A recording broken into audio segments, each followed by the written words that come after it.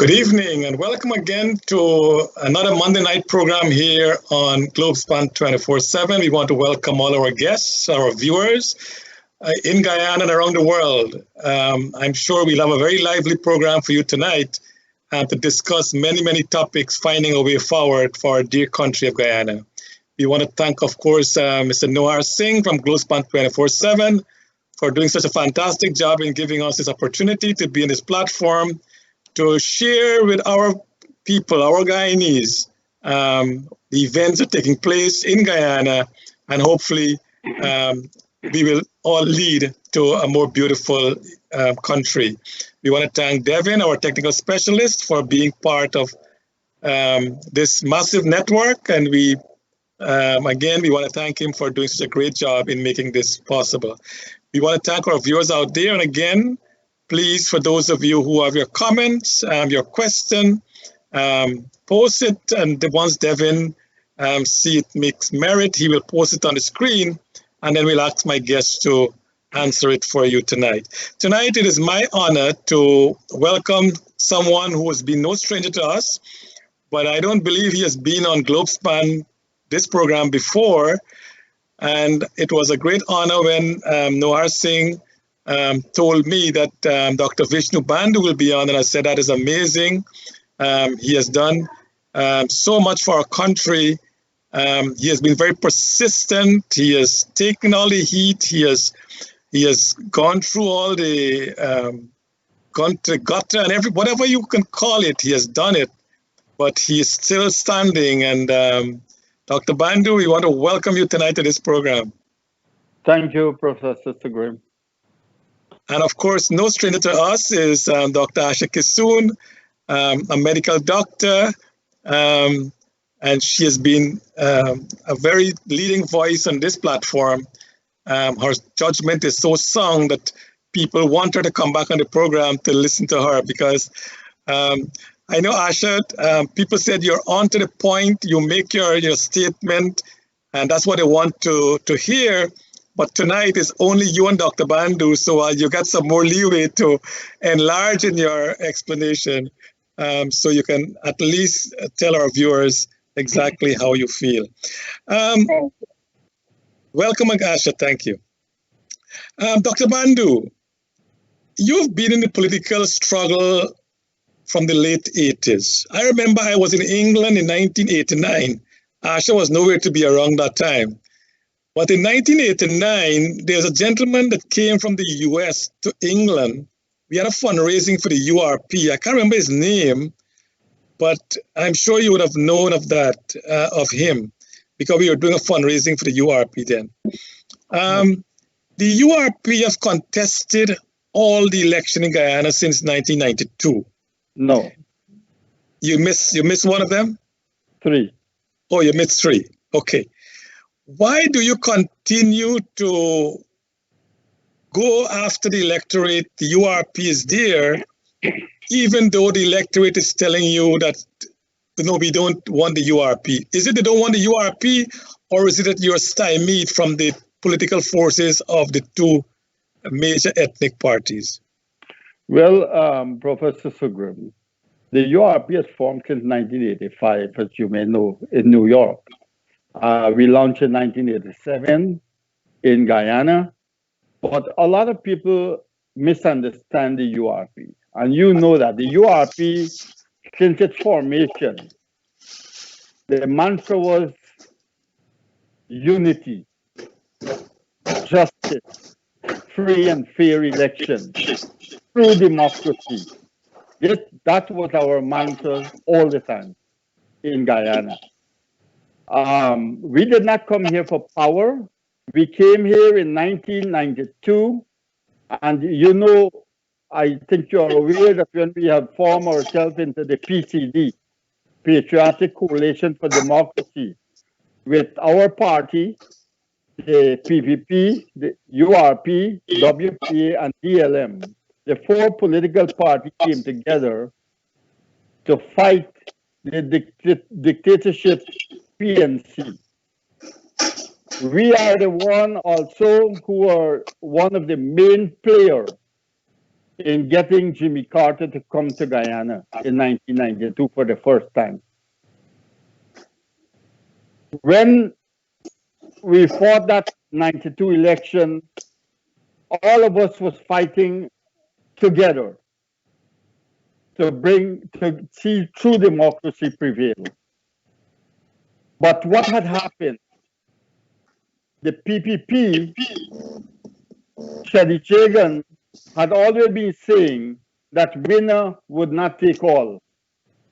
But eventually, although we helped them so much, they took all when they won the election in 1992. Everything they took. When I asked Shadi the question, how you said you will share your government with all the political parties. He said, comrade, what you think is the PPP seal? I told him, I said, the PPP seal is PPP. You know, it's nothing else but the PPP. And we continue going that way. In fact, we trust him. We ask him for two things for him to ensure that when he go in government that he does. And one is to bring true law and order in our country and to revive the Constitution of Guyana. That no president should be like a god. And you know, the same thing that has been happening in the PNC time continue to happen in the PPP time because they saw the sweetness of the presidency. The power of the presidency is untouchable. And this is what has been happening in Guyana. The URP is here to ensure that justice done in Guyana. And people doesn't understand. Many people thought that the URP is here to fight for presidency and fight for ministerial position and what have you. Let me give you for an example. The URP know they did not get a seat in this election. But you know what? We were there at the recount center. We had 50 persons who was registered with GCOM at the recount center. And every station, we had our representative, our member representative, we had manager, we had supervisor, we have a tabulation officer. All of them were there. And why we are there? And knowing that we don't have a seat, because we want to see that Guyana has a free and fair election. In spite of what the PPP has tried to destroy us in this election, they tried to destroy us from day one with my US citizenship. From the commissioner meetings in GCOM, Madam Chair Lady told them that let them leave this thing lie and let them call me in and find out what is the position with my dual citizenship. We'll come into that, Dr. Bandu, we'll come into that a little later on. But my question to you is that, before I get to Asha, is that you mentioned that you're not in the political movement to gain political office. But I think that is not fair, because why would you want to be in politics if your objective is not to be president or to be a member of parliament or to be a minister? It doesn't make sense. No, it makes sense. We have many other people who can take that position in the URP. I don't have to take the position because I would like to see the younger generation like Asha and all of these people to come forward. Many people doesn't understand, right? It is true. For you to make things happen, you have to be a part on the table. Otherwise, you can't get it happen.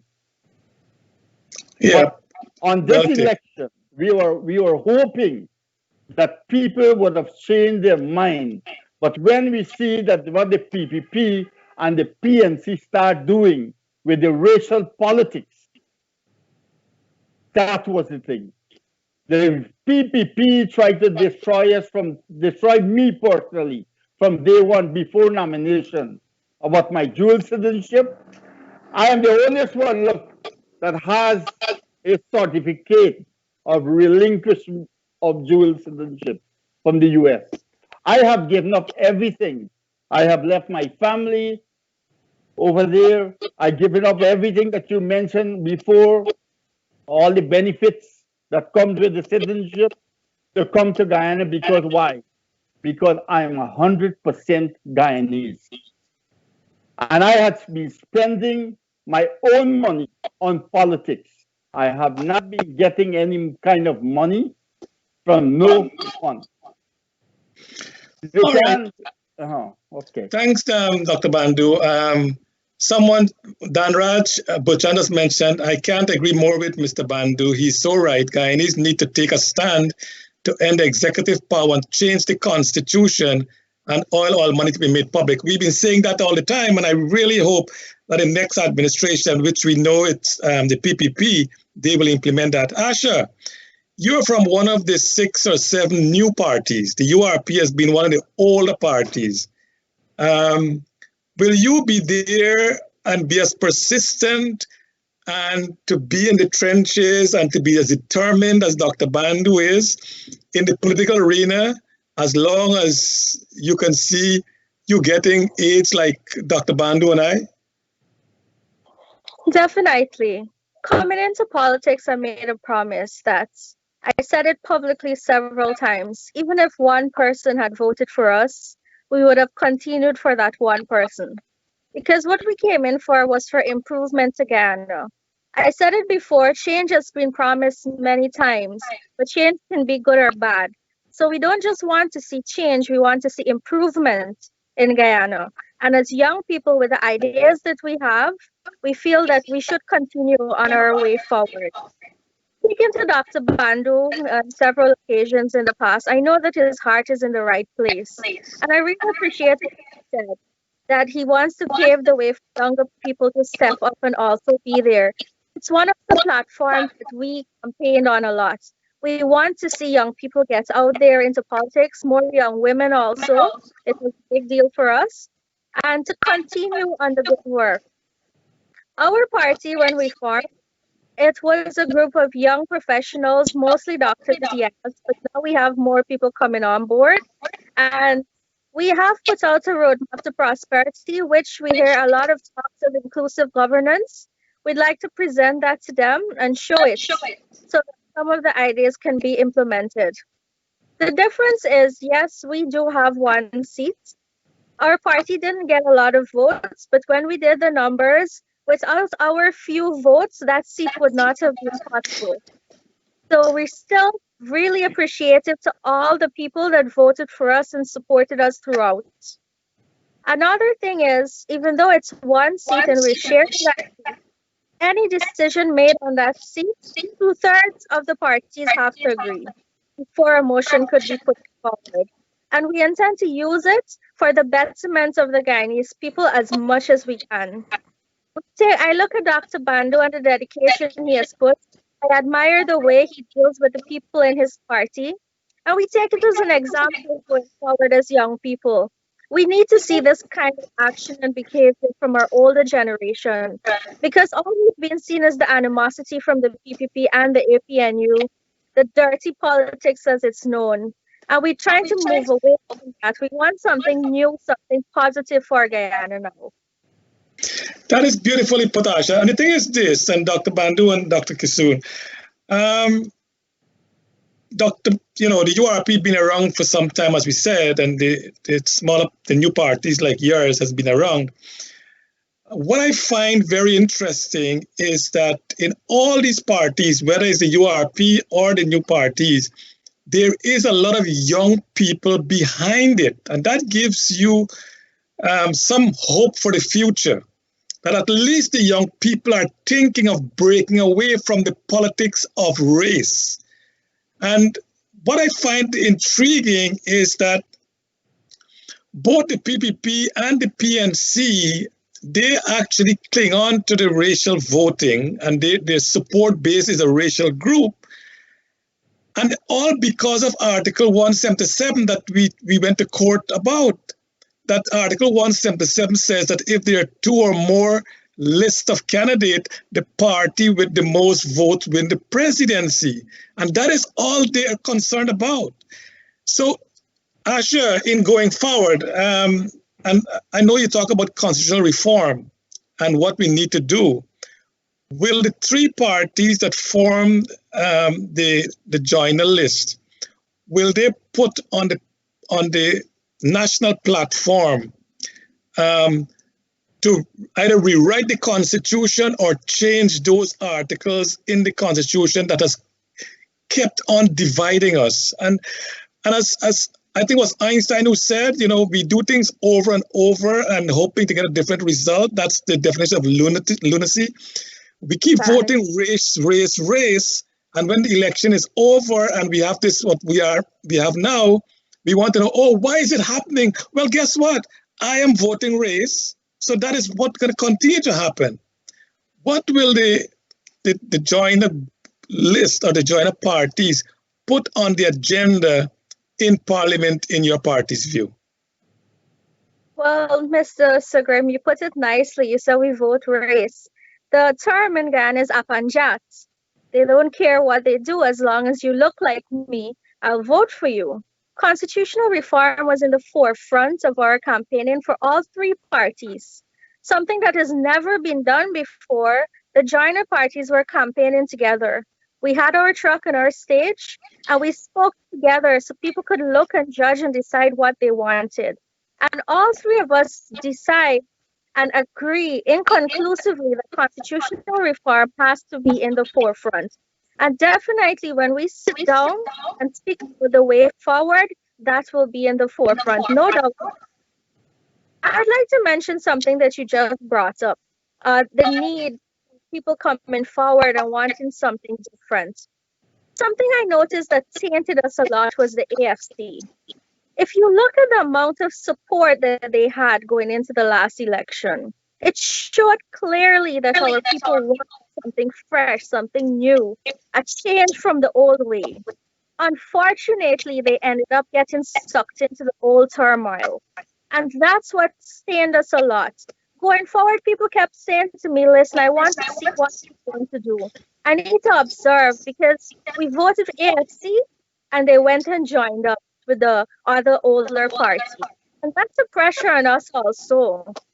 Because our joiner signed a legal agreement saying that we would not coalesce with any of those parties, simply because we wanted to reassure the people that as an independent body, we would go forward working for them. Okay. Dr. Bandu, as I said earlier, you gave up your U.S. citizenship and you have the proof there. There are others within the other political parties who claim they give up their U.S. citizenship or the Canadian or the British or whatever nationality, but they have not publicly declared that certificate that you just did. But you have done it, and we said you give up all your U.S. rights.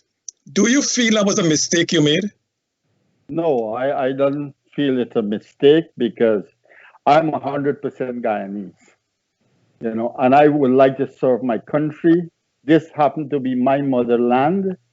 I left all my family. I leave everyone and come here. I'm alone in Guyana, fighting this battle. It only takes one person to start make a difference in our country. As long as you keep on at it, you will be able to achieve that. And I am not sorry. People had asked me in nomination day the same thing. And when the election finished, because we didn't get a seat, if I'm sorry. I said, no, I'm not sorry. I'm happy to be a Guyanese. I'm happy to be one who can able to make contribution to my motherland, and I'm happy that we have been always having the same course of unity to bring people together. And from the inception, that is the URP mantra. From the inception. Look, we are talking about Indian and blacks. in our life. You know, it is a shame to know those who call themselves real professionals. Many of them are the most racist it has, who call themselves professionals. They are the most racist it has. Look, we came from India. India, yes, is our motherland, but the people from India does not respect us as Indians. Mhm. Our African brother in Guyana came from Africa, their grandparents and so forth, great grandparents. But do you think the people in Africa look at them as African? No. We all are Guyanese and we ought to live with each other. We ought to love each other. We walk the street together. We travel the same boat together, the same buses, the same plane. Why in God's name we can't live together? And that is why the URP had been calling for a national front government. That is the only thing that we see will able to solve this problem in Guyana. Because nobody trusts nobody. The blacks doesn't trust the Indian doesn't trust the black. So they want all to be on board, so they all can able to make decisions together, right? Granger was in there for 5 years. He never even tried that, you know. I know. The thing is, Dr. Bandu, I mean, we can talk about national front government, but people don't, I myself don't understand what format will a national front government take. What I'm going to say is this. And in the presentation, Asha, that you will make in Parliament with your joiner list,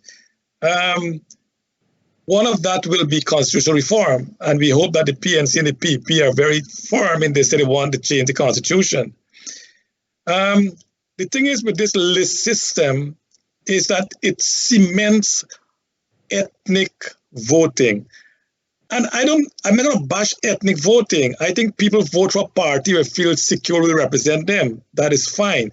Here in the US, Dr. Bandu know this, we have 435 members of Congress. Every Congress district, they believe that their congressperson is doing well and the rest is not doing well. So they go back and vote for the same person in most cases to re-represent them again in the next Congress. And Congress has one of the lowest ratings in the United States. The thing about Guyana is that I'm not saying constituent is the answer, but will that, Dr. Bandu, maybe Asha, anyone of you can answer that, will that be a forerunner to a national front government when you go back to constituent and people elect their member of parliament who will then become ministers or the prime minister, the case may be? Well, people need to be educated more on our political situation in Guyana. The majority people does not know about the political situation. For instance, let me tell you this. When I was campaigning, I was in Anai, not going into Brazil area. And same time PPP was campaigning there. And they saw we were campaigning. And you know what the PPP go and tell each one of the people in the home? You all don't vote for the URP because they will join the APNU. We will join the APNU if they vote for us. But the people that not know, they're not educated to understand, after nomination, you cannot join any political party. It has to be done before nomination, according to our constitution and our laws, right? So people are not ignorant. So we get beating up on the PPP in all the area. They go and think they spread the rumor. If they vote for us, we will join the APNU. And the APNU go in their area and tell the people if they vote for the URP, we're going to join the PPP. And that's how it was going. It started by my dual citizenship, and they killed us right through down the line, both political parties. Do you see the same thing, Asha? Do you see the same thing in your campaign that the political parties who are ethnic based, they told their supporters, don't vote for you because, well, you're going to join the list. I mean, you'll not join the PNC or you'll not join the PPP. So how did they put your thing?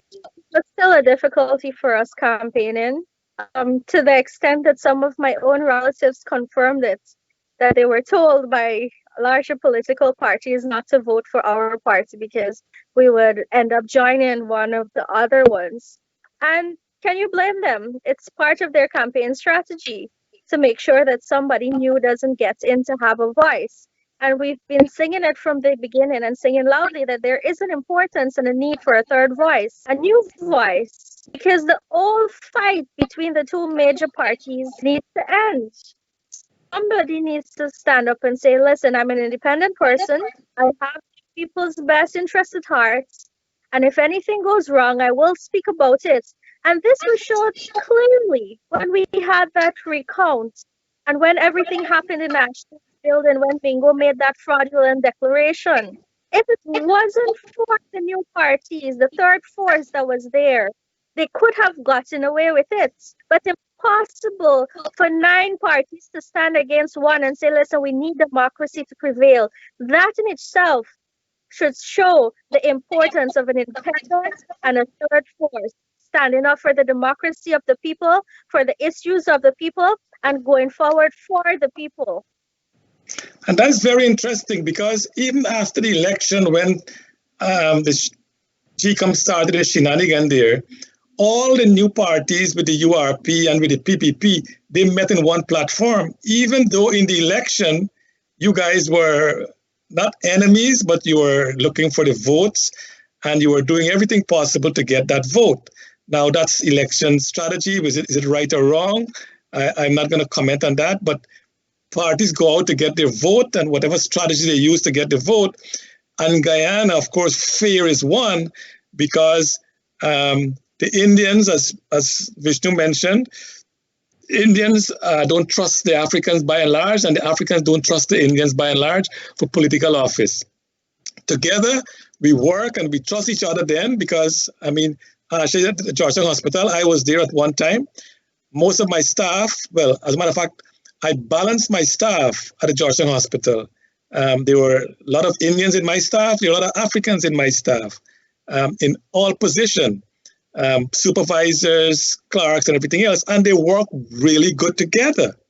So it's not that we can't work together, but in this political country we call Guyana, it seems as though your race, your ethnic group must be the top. If not, nothing happens. I mean, why do we have to continue with this? Can I put something in on that right now?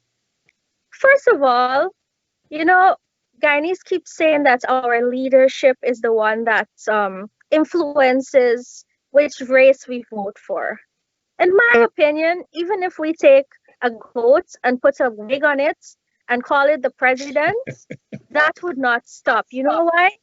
Because the end of this racism would not come from the leadership of Guyana, but from the people themselves. In order to be that change or see that change, you have to start with you. And I've said it to them many times. We cannot solve racism with more racism. I've heard people coming forward and saying, well, let us have a Portuguese or let us have an Amerindian president. That makes no difference because at the end of the day, everybody's still going to feel disenfranchised as long as their race isn't there. So it's not the solution. The solution is to find the humanity within. Recognizing each other as brothers and sisters, that listen, we're all human. Let's not look at race, let's not look at color. I know that there have been discrepancies in the past, but as long as we make sure that everybody has equal opportunities, we'll go forward. The leadership is there to help control, of course, but it all comes back down to the people. The power is with the people themselves. It doesn't matter who is president. All right, Vishnu, before you go on, when we come back, we want to talk a little more on the joiner list. And Dr. Bandu, why wasn't your party part of that joiner list? Were you invited? When we come back, let's talk about that. We'll take a break now and then we'll be back shortly. Globespan is now offering vacation packages from New York City to the US or Canada. That's vacation packages to the US or Canada by train or air.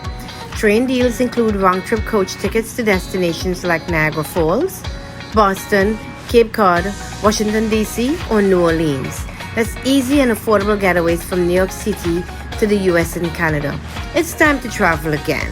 For rates and to book, call Globespan at 718-845-0437. That's 718-845-0437. Travel plans? Call Globespan, your US and Canada vacation specialist, at 718-845-0437. Having trouble finding a location to grow your business? We have the perfect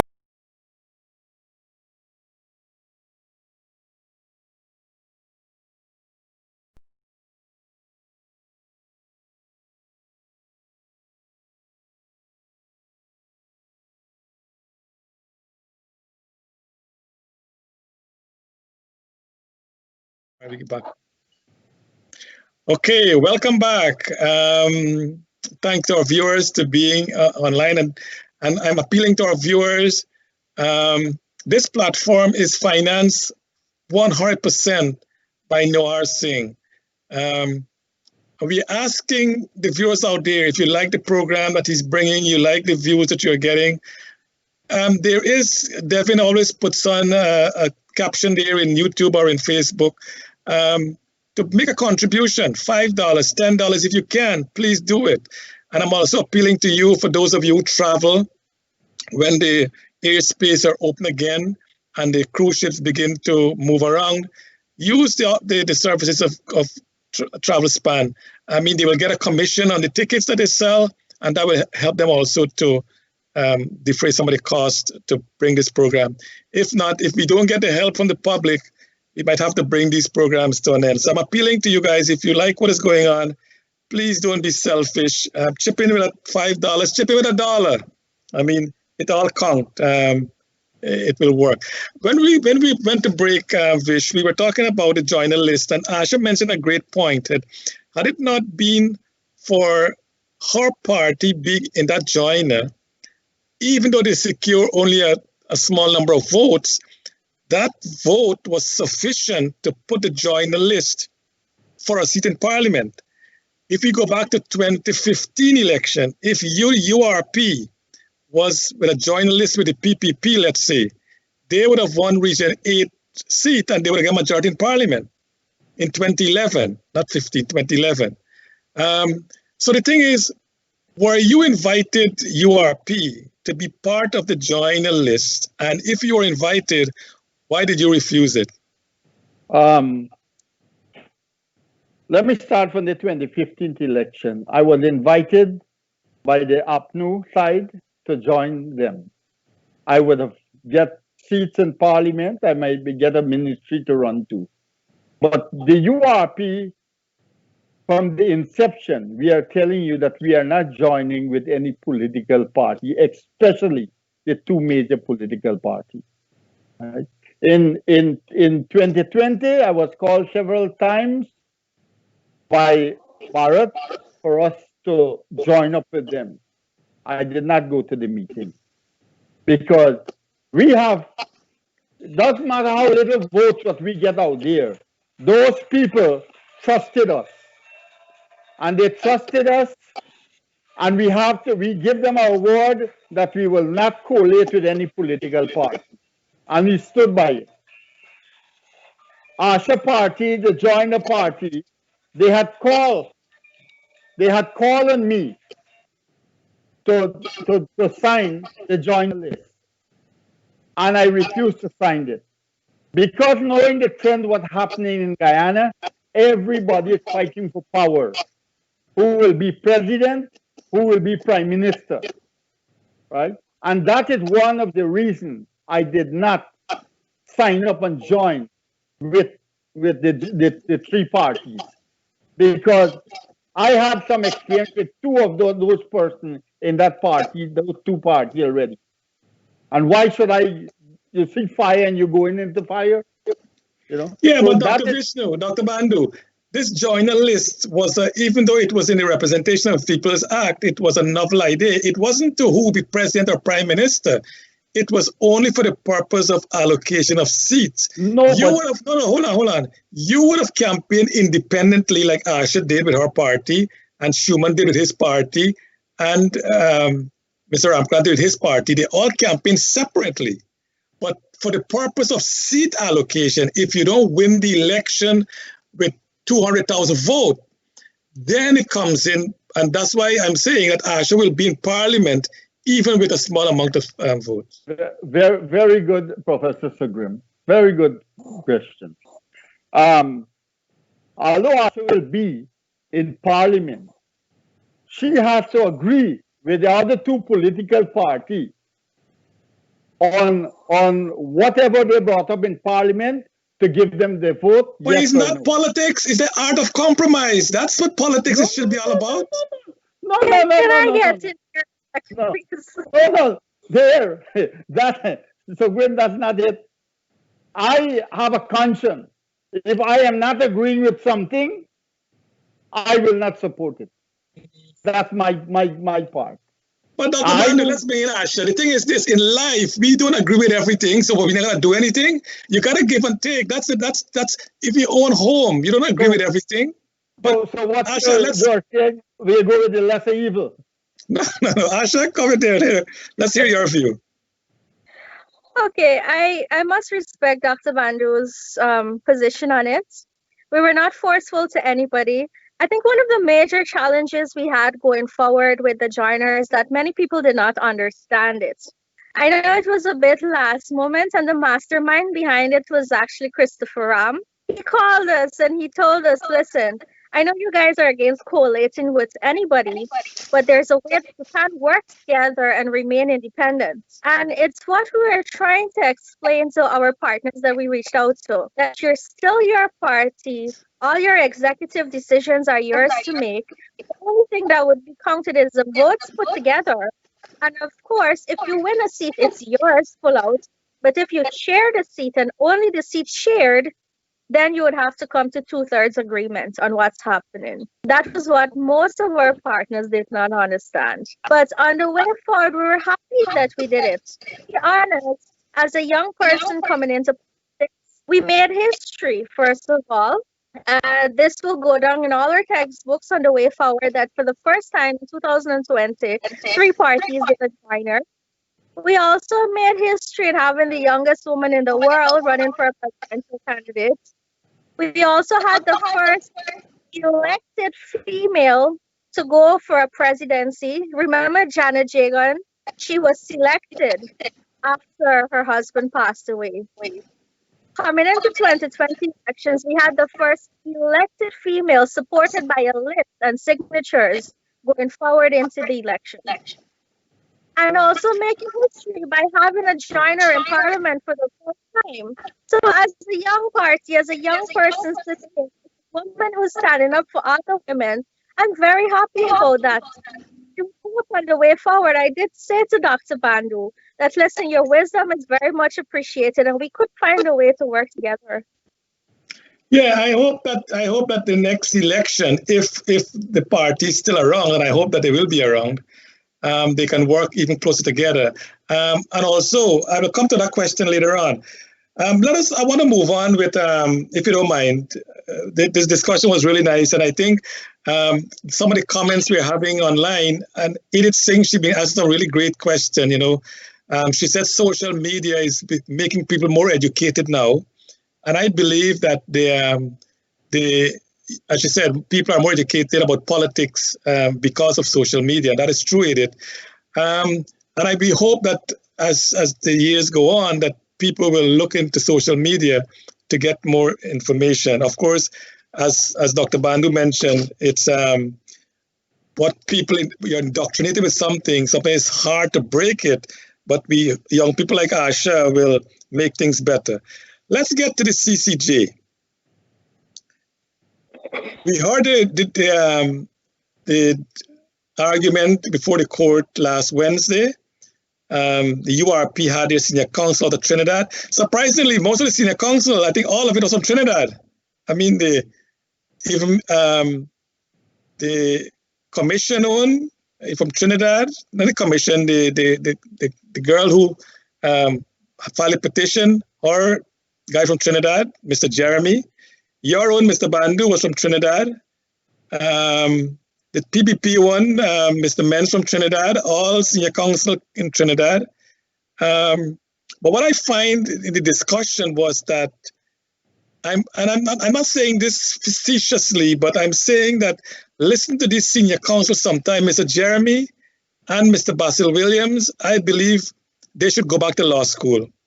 They're not even coherent in their argument. It's really, I mean, I find it so miserable, their presentation.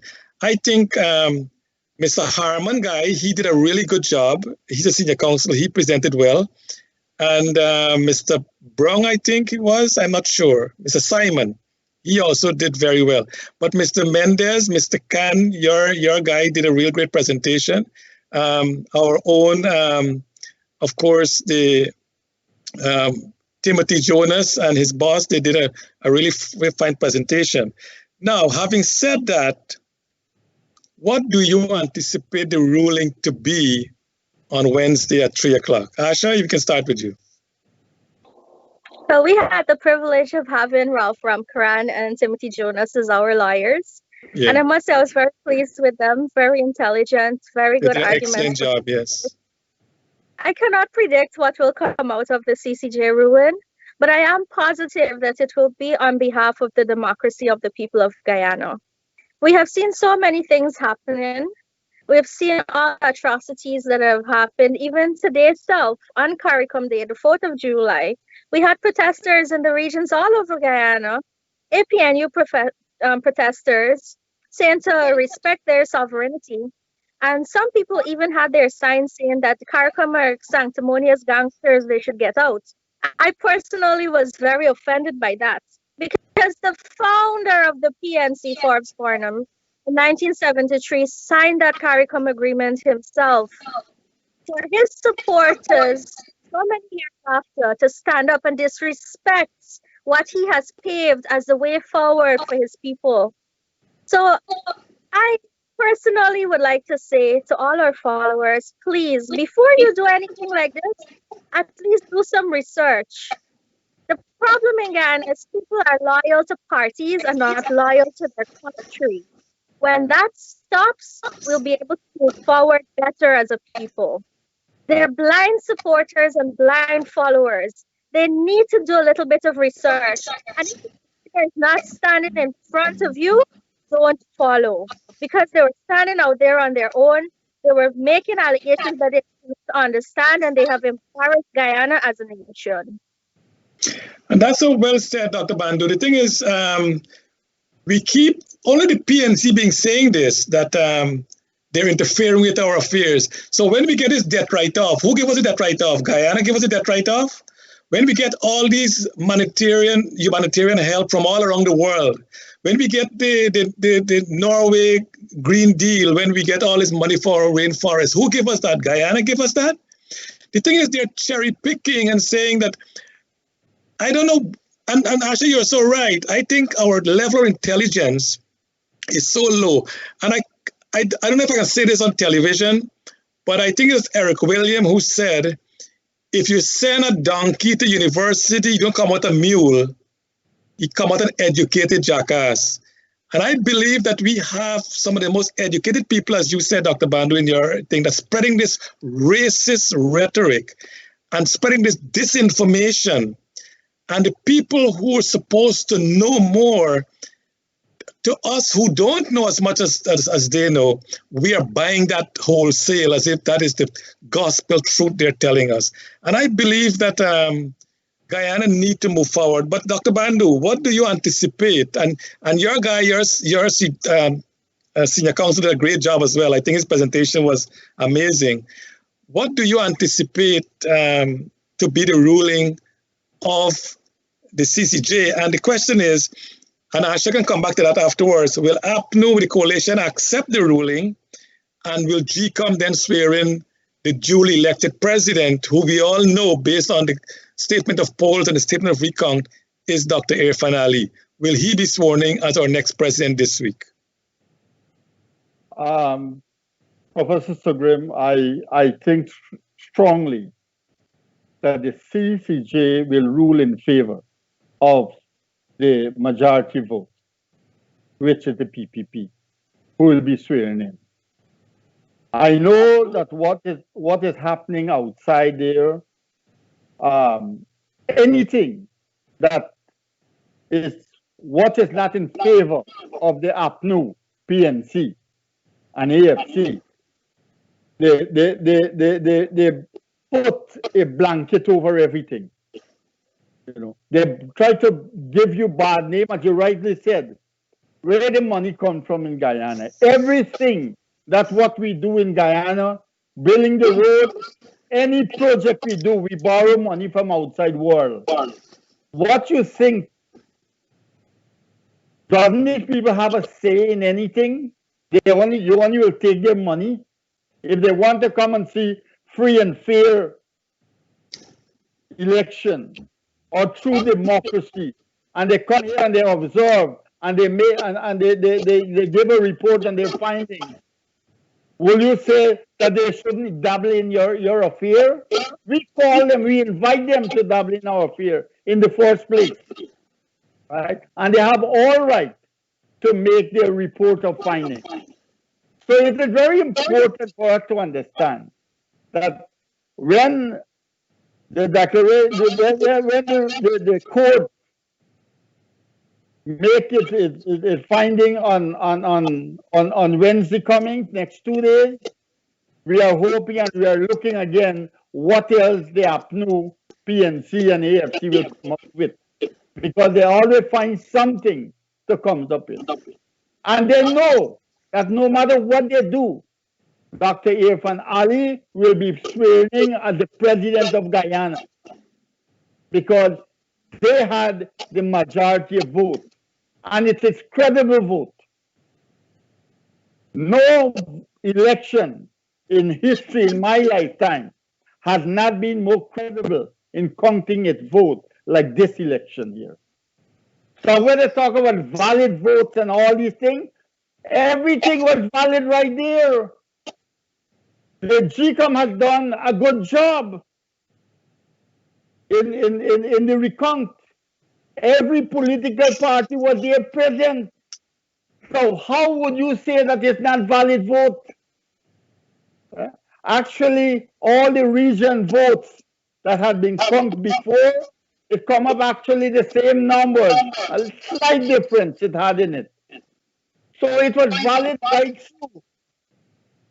And that's a good point, Dr. Bandu, because I don't know if Devin has that clip that Mr. Lowingfield reported in 2015. It's 2011. Is it 2011, 2015?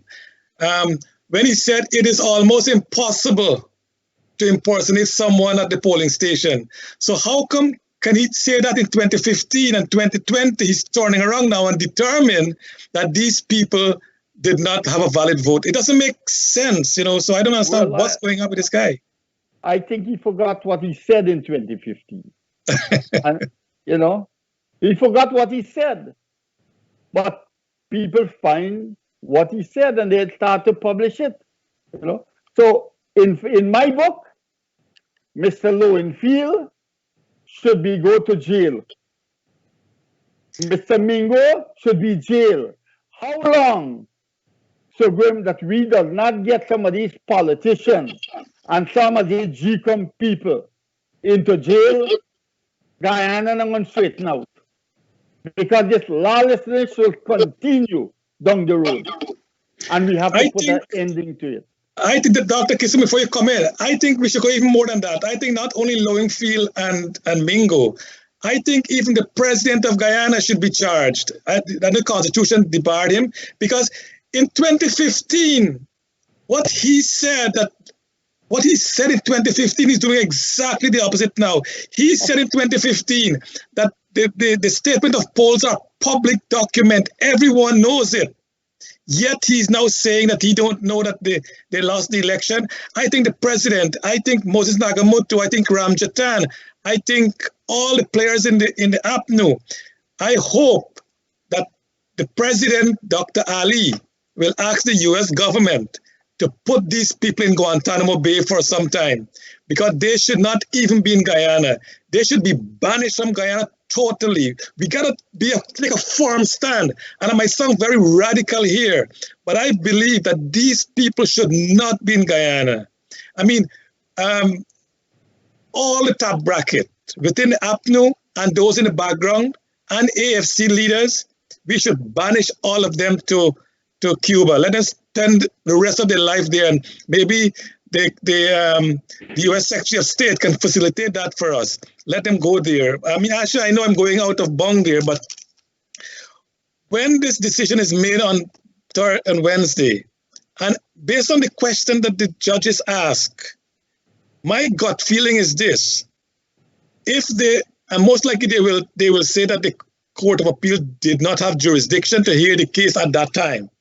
And I asked Mr. Dutton the same question. It's not that they don't have jurisdiction, but the time when they heard the case, no president has yet been in place. And the Constitution says you can seek the qualification of the president, but there is no president yet. So how can you go to the court to determine the qualification of the president?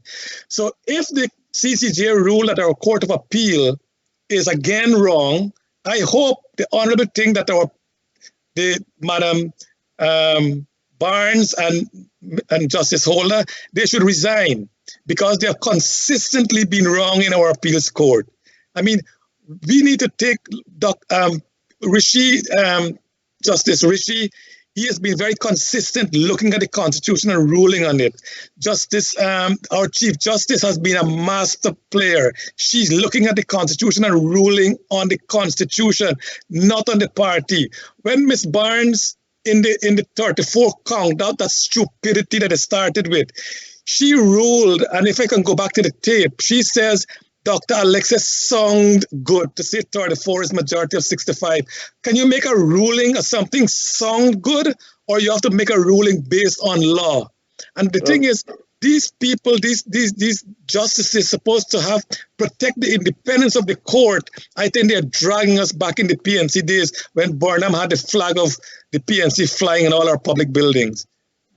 I mean, it's sad, but I hope we bring an end to that and crush it as we should, and get rid of these people for eternity. These people, as you know, they as you rightly said on the no confidence, they said half of 65 is 34. Now they are saying 217,000 is larger than 233,000. That's what technically what they're saying. Dr. Bandu, somebody did the math and add up 2 and 3 and 3 and the other numbers, and they add up 2 and 1 and 7, and they get a higher number with 2 and 7. So it was a joke, but yeah, again, the same problem. You see, it continues to be an embarrassment to Guyana internationally. Would you believe that all the way to the CCJ, their lawyer says that only 2 lists were submitted? That's evidence that they have a counting problem. 9 parties contested nationally. Yeah, that was a great point there too. Exactly. How can their attorneys say only 2 lists were submitted? English, definitely mathematics, and definitely a loss of common sense. Because you, as a lawyer, internationally, you're at the Caribbean Court of Justice and don't know how many parties contested in an election that you were defending. It was an embarrassment. Can you imagine how those judges laugh at us after they go home and they're off the live show?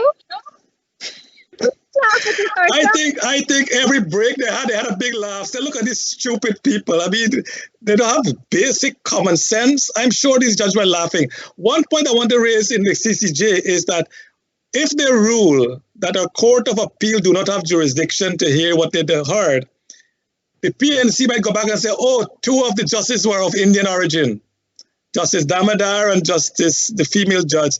And they say, look, they now rule in favor of the PPP. They're going to bring race again into this thing. They will do everything possible to make us look even worse.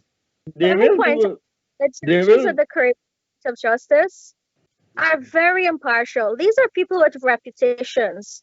These are not people who allegedly are in the course of appeal in a country and have a child with one of the corrupt ministers. These are people who have been screened, people who stand for justice, and they have no stakes in Guyana, so they have no reason to favor a political party. And by calling the racism card on them would be an embarrassment to our nation again. Because these people don't judge like that, they don't behave like that. Dr. Bandu? Yes, as you know that the GCOM, as I always said, it's run by two political parties. I could recall in 1992 when we fought for Jimmy Carter to come to Guyana. He made a recommendation that independent people should be sitting on that board. What we have in GCOM today, we have six commissioners, 3 political hawks from the APNU, PNC, and 3 political hawks from the PPP. Right? It's like 2 teeth make God laugh. I always say that. All right. Two teeth make God laugh. And what happened? The oldest, fairest person I would put my neck on the line for is the Madam Chair in the whole of GCOM. Had it not been for the Madam Chair, things would have gone overboard already. But Dr. Bandu, she could have put a stop to this since March the 4th, when Mingo started with his nonsense. She could have said, you either do what is right or you're fired. And if Lowingfield, and I'm coming to that in our next segment, if Lowingfield didn't want to do that, fire him too. We'll come to that in a minute. But I think, in fairness to you, she has been, being a judge, I think she listens. I think they listen too much sometimes.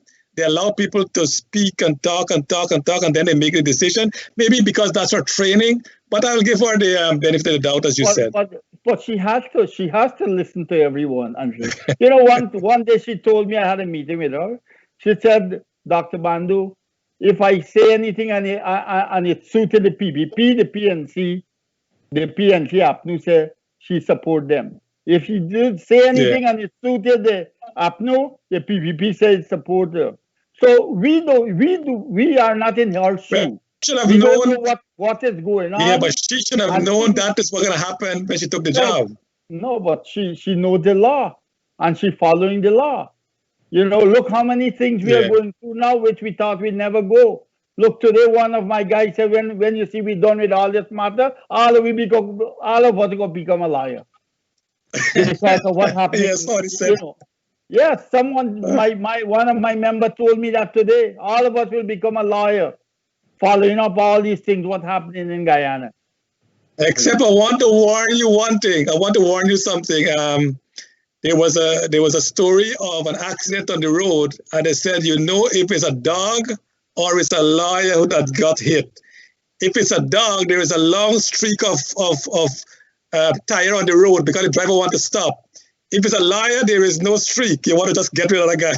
so be careful what you want to be.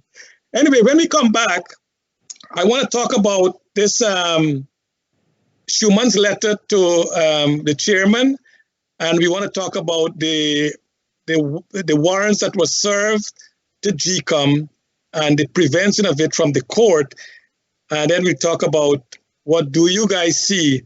What was some of the problems that the PPP had in their prior administration in the 23 years, and what direction should Dr. Ali take as the new president of Guyana? When we come back,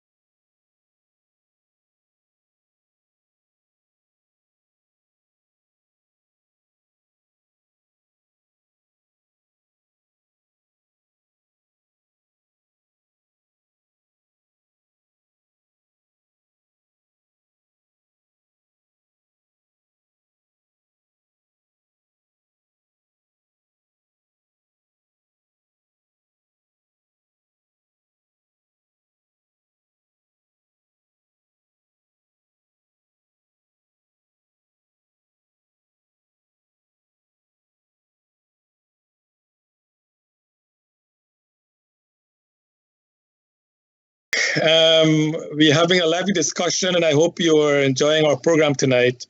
As I said, please give your support to Globespan 24x7 so we can continue this discussion. And I'm so glad to have with me this evening Dr. Vishnu Bandhu, the candidate for the URP, and Dr. Asha Kisoon, the president candidate for the TNM. Dr. Bandhu, before I go on to our next session, did you ever consider giving the presidential candidate to a younger person within the URP? Yes. And what happened? Yes. Huh? Did anyone accept it? They didn't want to accept it?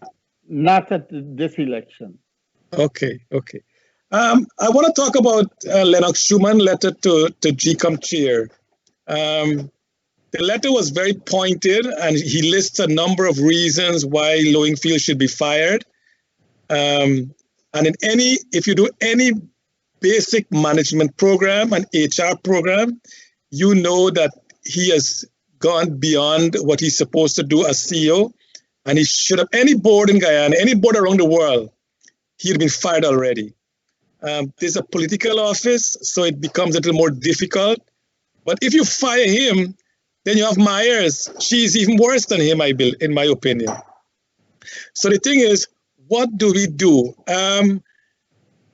Just to recap, when Ms. David brought this case to go to the Court of Appeal, she only filed a petition in the court, in the registrar, and the marshal or whoever served the warrant was given access through GCOM security to go into the office to give it to Lowenfield and the chairman. That was only a filing done.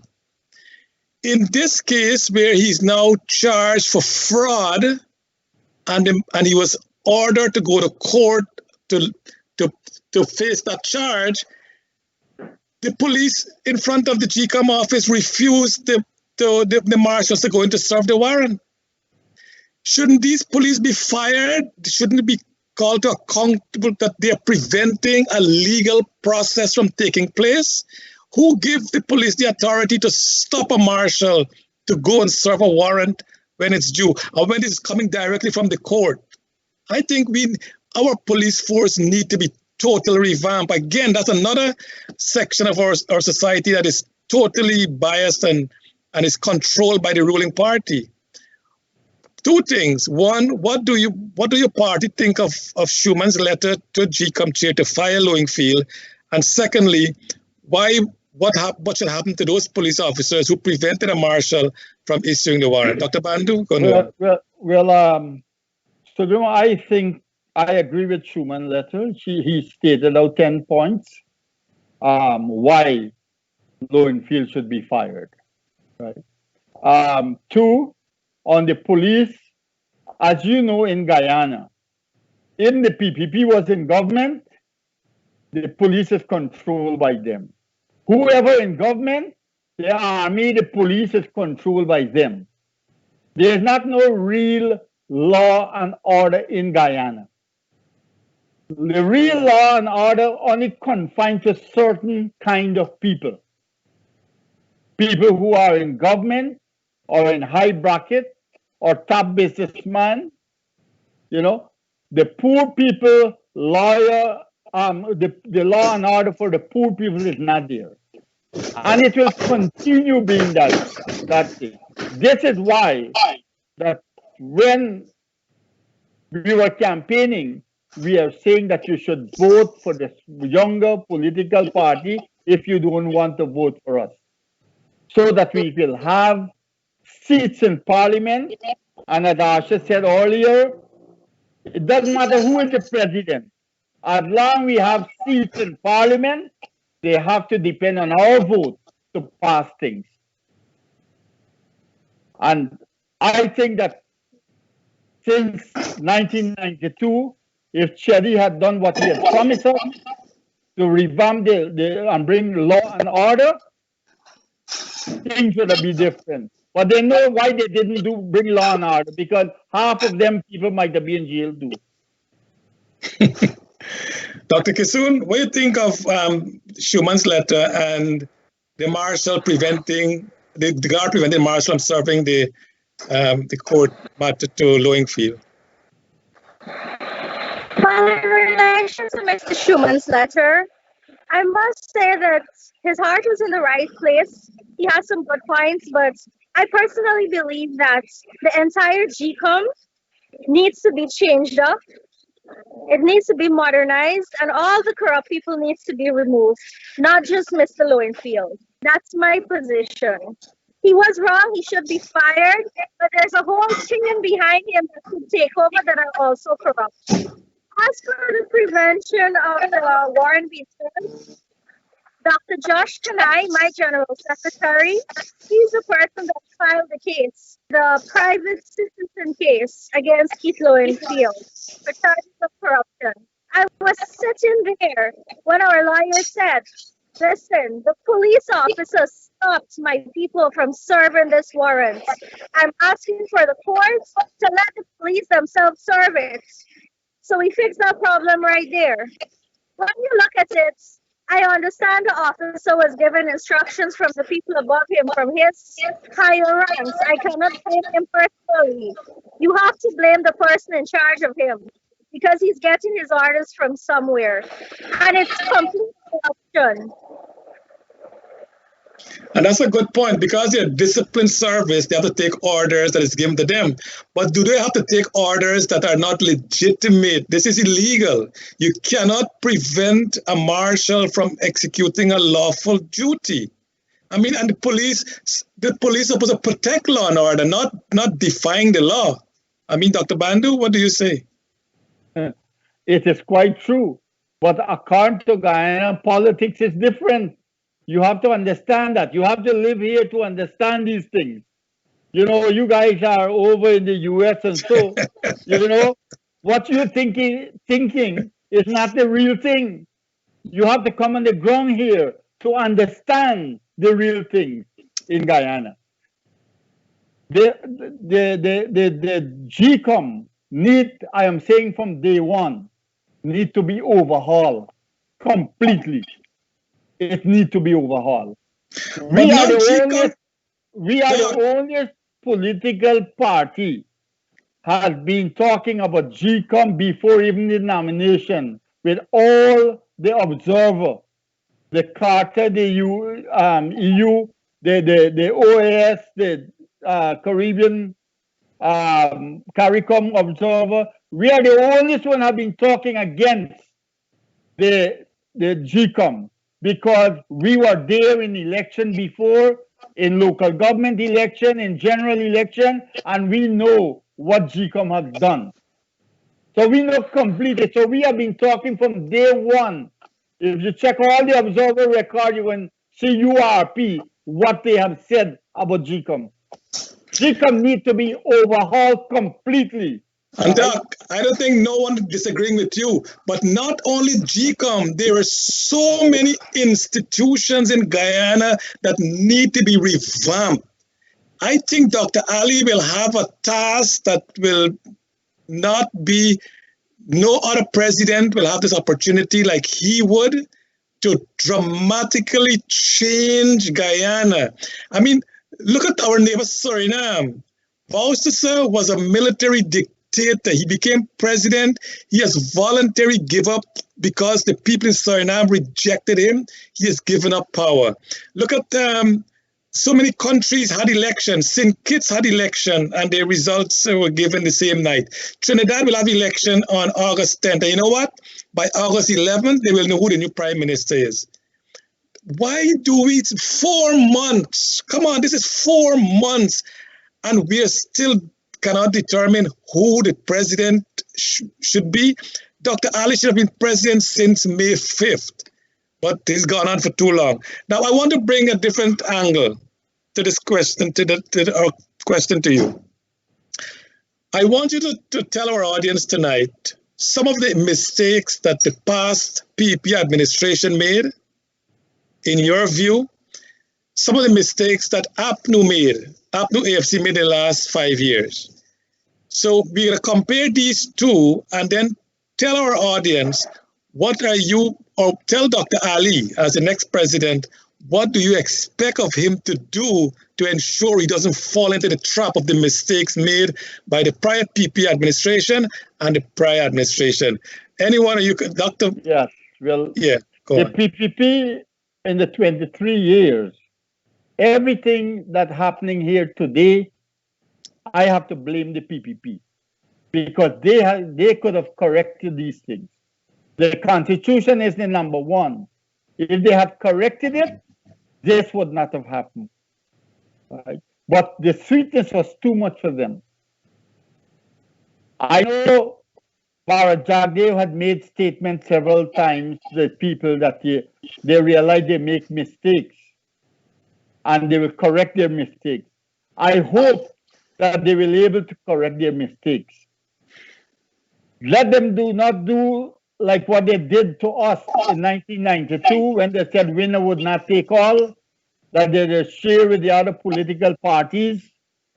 And when they got in government, they forgot about all the political parties. Right now, Dr. Irfan Ali and Bharat Jagdev are saying that they will include all the other political parties to play a part in government, to be a part in government, to see that things go smoothly. But you know what? It's left to be seen because my taste from 92, and I want to see that if they really change. If they do change, it is very good for Guyana to include all the political party. I know they would not give the other political party parliamentarian position. That's number one.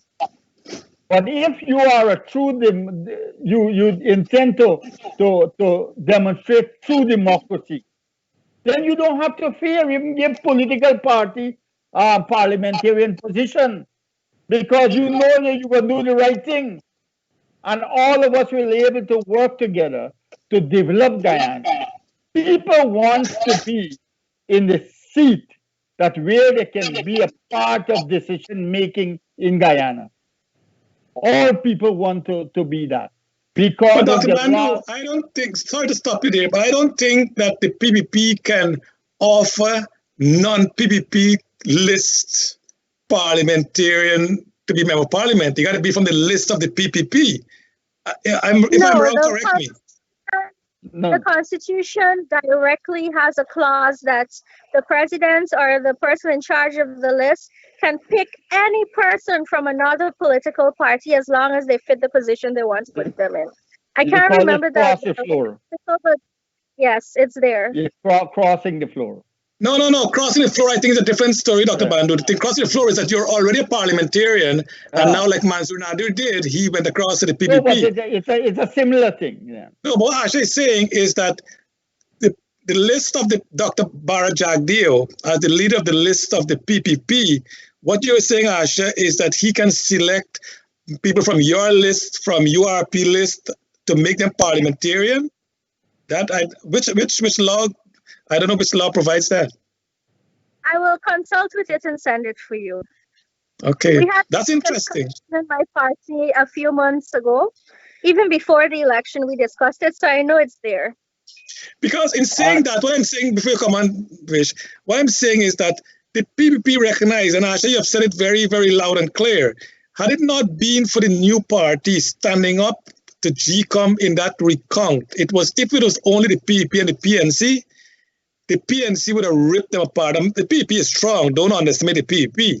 But because the number of the voice, the multiplication of the voice from the newer parties bring more pressure, then we had the observers, the international community, everything put their pressure on.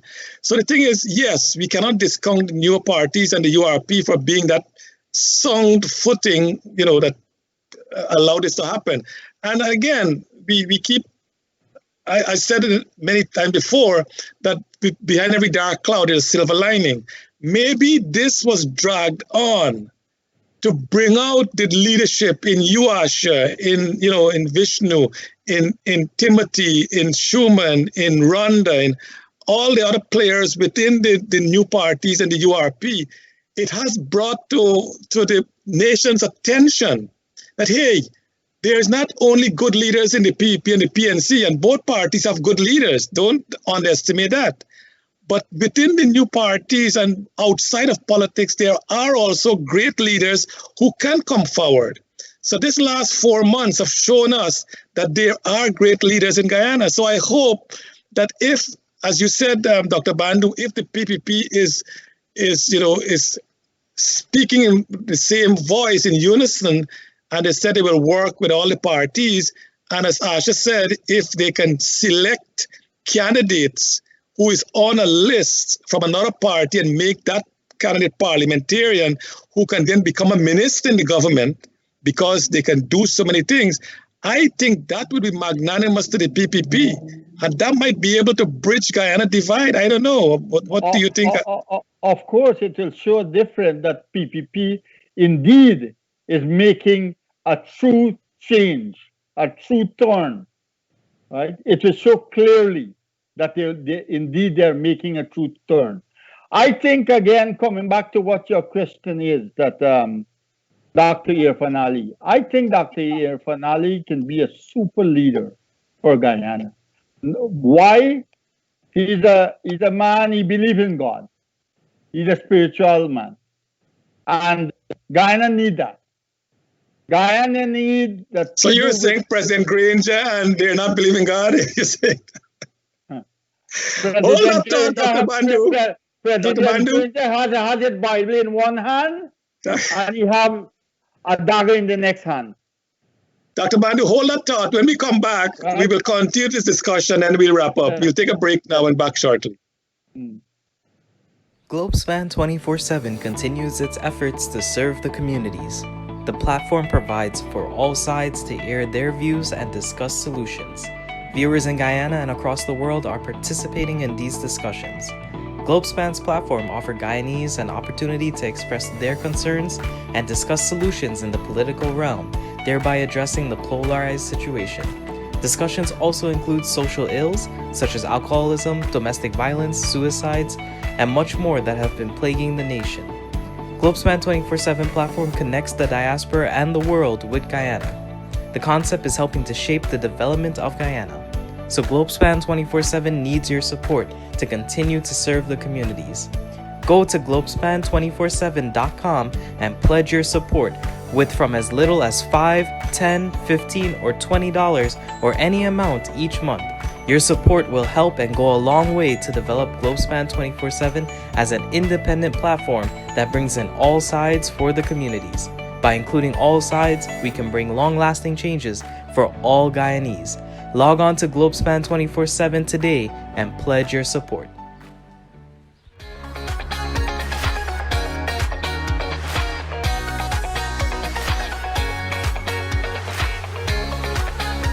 Globespan is now pleased to offer train packages to Niagara Falls from New York City.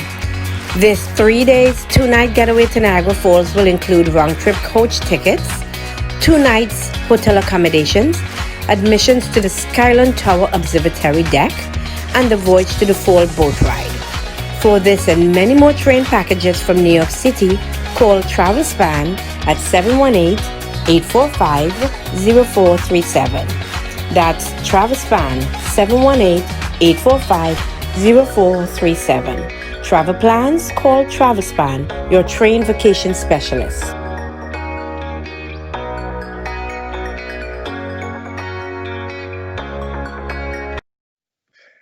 Okay, welcome back. We're wrapping up time now. And Dr.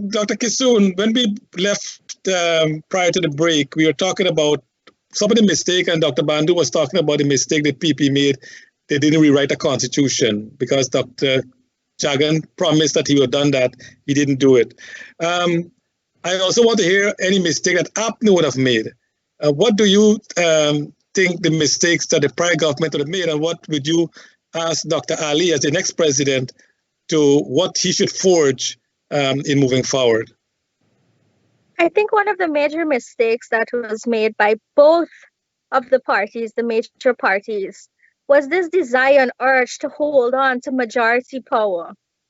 There's always been an imbalance in the system where there's a majority parliament and a minority. So if motions are to be carried, one is always at an advantage. If that is to be corrected, one of the parties would have to give up that majority control in the seating arrangement of parliament, at least until we get to the point where constitutional reform can correct that. And I believe that's where the APNU also went wrong, because they campaigned on it, and when they got into power, well, the word power, they held on to it. Another thing that they do wrong throughout history is use race politics. And they hide behind it like a fort holding on for the supporters who cannot read for themselves. The truth is, for the supporters who blindly follow them to stand up and just do whatever they say, that's the mistake that they made. On the way forward, we can sit here all night and talk about what they did wrong. But let us focus on the future and what is positive. Dr. Irfan Ali is at a unique point in history where he can make things better for his country. He speaks of inclusive governance, but let us see if he will do it. He has the chance now to take away from the party rules all and to have a democratic system where really and truly the voice of the people are represented. And we will hold him to that because we expect great things coming forward now. Nobody's going to dispute that they won the elections. The recount process of 30 plus days showed that clearly. So on the way forward, working with them, of course, we're going to have our support as an independent voice. Of course, we're looking forward to seeing him representing all the people of Guyana and break the old trend where they believe that only the Indo-Guyanese will be represented if there is an Indian president. I look forward to see him having inclusive projects where everybody can be represented. And most of all, a problem I've seen happening is that people at falls are never prosecuted or questioned. Dr. Bandu brought it up earlier. Politicians need to be held accountable. Throughout history, they'll complain about each other. Complain, well, this person did X, that person did Y. Not much chance that you call them out, come with your evidence, and let us hold everybody accountable. Let us take out the cancer so our nation can go through this chemotherapy. Let us get rid of all the people. We have fresh young people willing to fight for Guyana, as the nation has seen over and over again. Let us utilize the fresh young voices that we have now.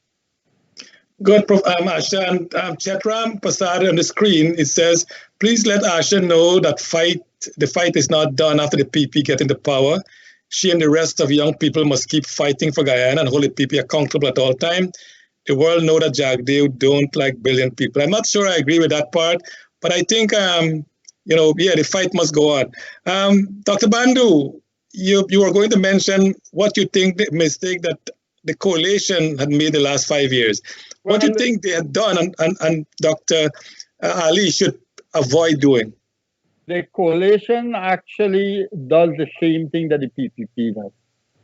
The coalition is not no different.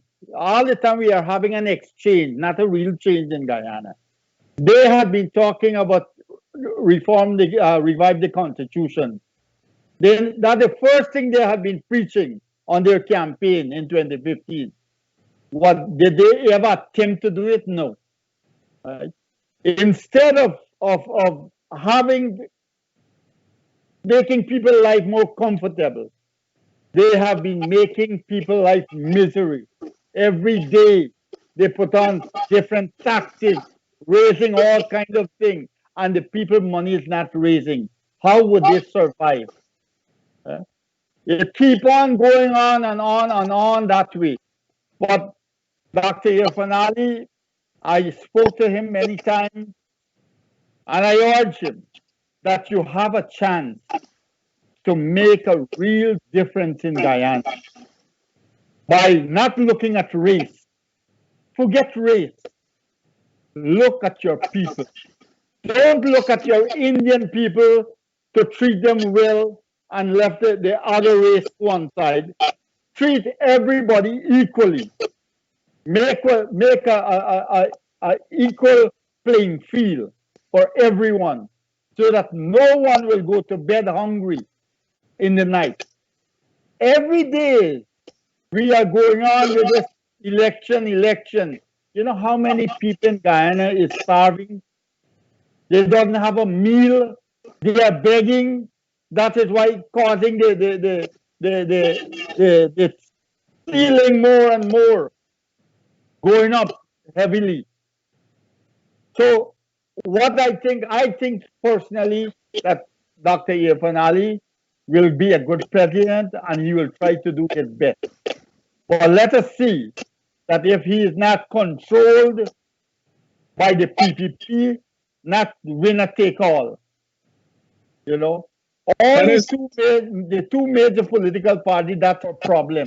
Winner takes all. That is so true. And Dr. Right? Bandu and Dr. Kisoon, I don't know if you listened to the presentation that the Guyana side made at the International World Court when they were arguing on the Venezuela border controversy.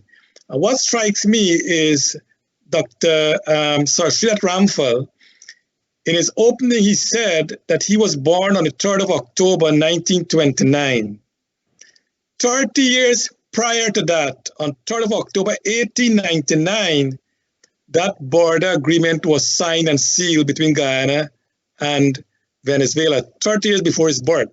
Now he's 91 and arguing that 1899 award be reinstated. Why I'm saying that is that Dr. Ali, he was born in 1980. And in 1980 is when this constitution that we have now came into being. So Dr. Ali can go down in history as being the best president of Guyana. He can make it happen. And he can change this constitution to make it workable. As we said, we keep telling my friends, and we keep talking about Lee Kuan Yew from Singapore. He did three things. One, he appointed people on merit. Two, he was very pragmatic. He thinks that if something works, he don't care if it's a socialist idea, a capitalist idea, whatever idea. Once it work, let it work. Yeah. And three, he was very free of corruption. Maybe Dr. Ali, being a Muslim, can bring in Sharia law a little, and some of us will walk around with one hand. Maybe that you can't do that in Guyana, but the thing is, he can now establish himself in history as the best president Guyana will ever have. Now, having said that, ladies and gentlemen, if Dr. Ali as president is making the country better and transforming the country, will you join him in his administration? I keep asking that question, but I'm getting different answers. Let's go with Dr. Bandu. And in saying that, also you can give your closing statement as we wrap up tonight. So Grim, I personally, when Granger took his office, I had a discussion with him. I said, President Granger, you are in a seat now. If you do the right thing, you get my support, you get my party support. Right? I am telling the PPP and Dr. Ali the same thing. If he does the right thing and be fair and be sincere and truthful and no skullduggery, that because you have a friend as a minister and they do wrong thing, you hide it under the carpet, put them in jail. Only there and then Guyana will be able to move forward and people will work toward development of Guyana. Right? That is the only way. And if he does that, any government that do those things and do the right thing, they have my support and they have the URP support. As long you do the correct thing and don't go on this racism platform. All the time in our life, all years, 4 years, I will live good. The blacks and the Indians live good in this country. As soon as the election bell rang, the friend that you had was black, and you was Indian, you're looking at one another with a different eyes. Like you can't trust them anymore. And this is what has been happening in Guyana. So I am begging Dr. Irfan Ali and Bharat Zakir, make a difference in Guyana. Let us create history and let us do it together. so that people will, the world will be able to take an example from Guyana, what has been happening and how we can develop Guyana. I know Guyana in a GP time, if it get the right people, we will bypass New York. I'm telling you that. Those of you who want to go to United States and Canada, I am saying this over and over. Let us bring United States and Canada right here to Guyana. Because what the things that you have in United States and Canada, that's what makes it that country. And if we bring those things right here, we can make United States and Canada and all the other countries right here because we have it. I thank you. Thank you very much, Professor Grimm, for having us. Thank you, Noir, and your technician there. I thank all of you. Thank all the listeners who are listening to us. And may God bless all of us. Thank you.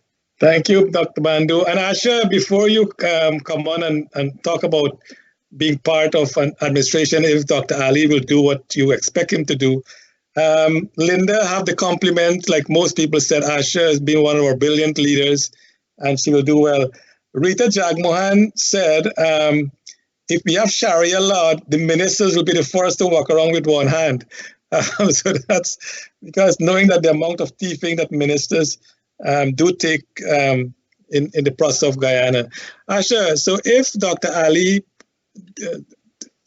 have a part of real development and he gives everyone opportunity to prove themselves, whether they support him or not in this election, and he's firm against corruption, and he's changing everything, will that encourage the new movement and the joiner list? I know you're part of a list now, that kind of tie up a little.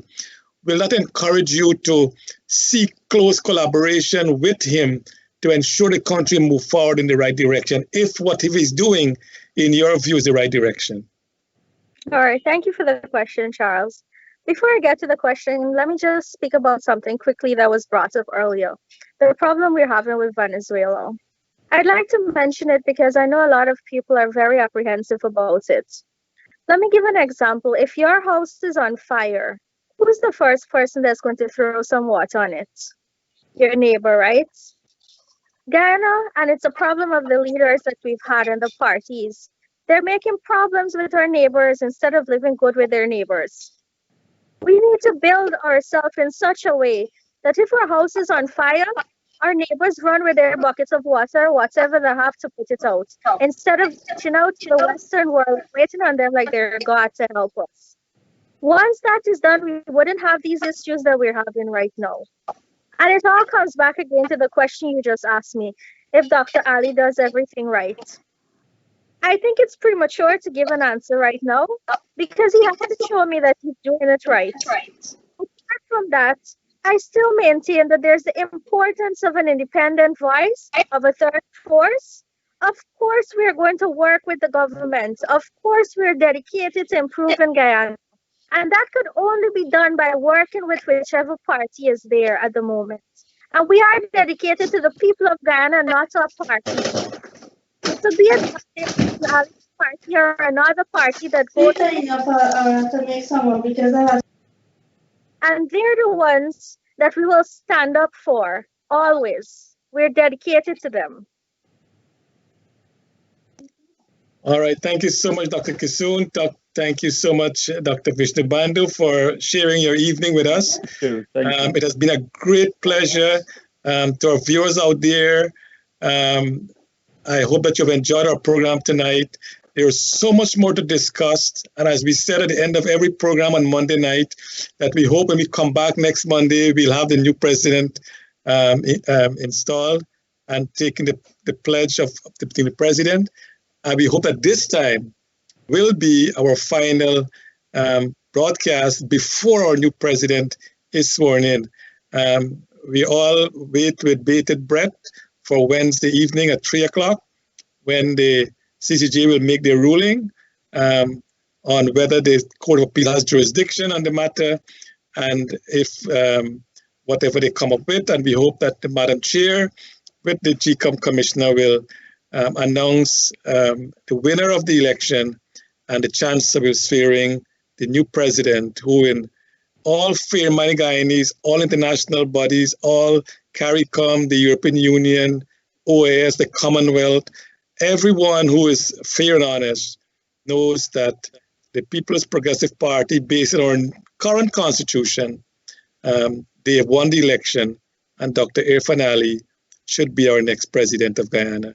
So to our viewers out there, and again to Dr. Bandu, Dr. Kisoon, thank you so much. To our viewers, to Nohar Singh and to Devin, again, thank you so much. Until the next time, may God bless you and God bless our country. Thank you so much. Thank you.